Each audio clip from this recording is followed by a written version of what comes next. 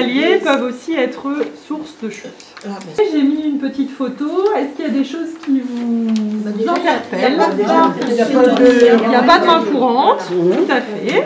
Les escaliers sont encombrés quand même là. Les escaliers sont encombrés, tout à fait. Pas de tapis. Pas de tapis, très bien. Je vais vous embaucher. Oui, on a des bonnes élèves. Et puis moi, pour mes escaliers, j'ai 2 rangs. Oui, c'est l'idéal, ouais, c'est très bien. Ça, c'est pratique. Donc la main courante de chaque côté, c'est vrai que c'est l'idéal de chaque côté. Et donc on va voir tout ce qui est techniques qui peuvent exister. Donc, alors ça c'est le porte-canne. Parce que parfois on a une canne, il faut monter les escaliers, il y a une main courante, du coup on ne sait pas trop comment tenir la rampe, tenir sa canne. Donc c'est vrai que ce qu'on met en place parfois, c'est ce qu'on appelle un porte-canne. Donc du coup ça se fixe au mur et la canne elle vient dessus en fait. Et comme ça elle ne bouge plus. D'accord. Ce qui fait que du coup la canne, voilà, elle est bien en sécurité. Elle ne tombe pas parce que des fois on fait tomber sa canne. Du coup il faut se pencher pour la ramasser et ça peut nous déséquilibrer.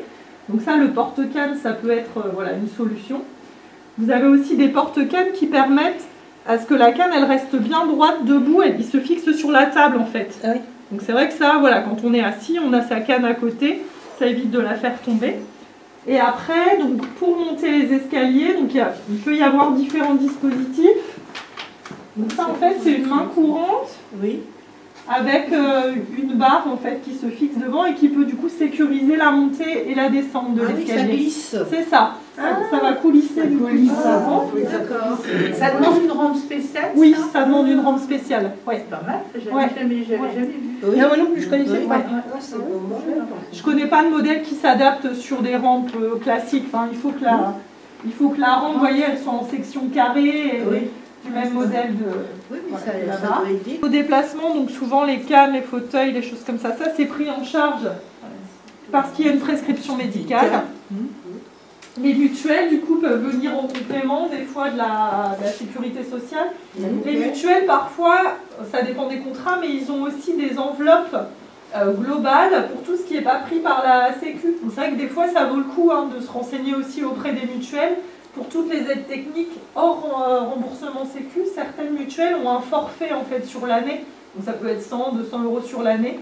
Vous envoyez les factures et ils vous remboursent ça. Je sais que voilà, parfois on n'a pas forcément le réflexe, mais en fonction des contrats mutuels, on peut avoir des financements pour les aides techniques.